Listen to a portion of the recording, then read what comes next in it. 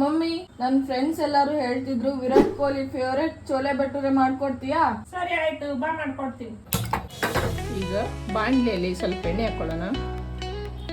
ಎಣ್ಣೆ ಕಾದಿದೆ. ಅರ್ಧ ಸ್ಪೂನ್ ಜೀರಿಗೆ ಹಾಕ್ತಾ ಇದ್ದೀನಿ.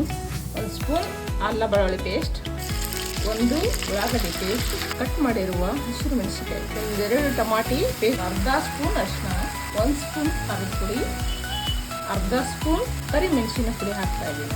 ಒಂದು ಏಲಕ್ಕಿ ಹಾಕ್ತಾ ಇದ್ದೀನಿ. ನೋಡಿ, ಕಡಲೆಕಾಳನ್ನ 5 ತಾಸು ನೆನೆ ಹಾಕೊಂಡಿದ್ದೀನಿ. ಹಾಗೆ ಎಣ್ಸೀಟಿ ಮೆಣಸಿನ ಹಾಕ್ತಾ ಇದ್ದೀನಿ. 1 ಸ್ಪೂನ್ ಚೋಲ ಮಸಾಲ ಹಾಕ್ತಾ ಇದ್ದೀನಿ. ಅರ್ಧ ಸ್ಪೂನ್ ಉಪ್ಪು ಹಾಕ್ತಾ ಇದ್ದೀನಿ. ಸ್ವಲ್ಪ ಕೊತ್ತಂಬರಿ ಹಾಕ್ತಾ ಇದ್ದೀನಿ. ಈಗ 10 ನಿಮಿಷ ಕುದಿಯಲು ಬಿಡೋಣ.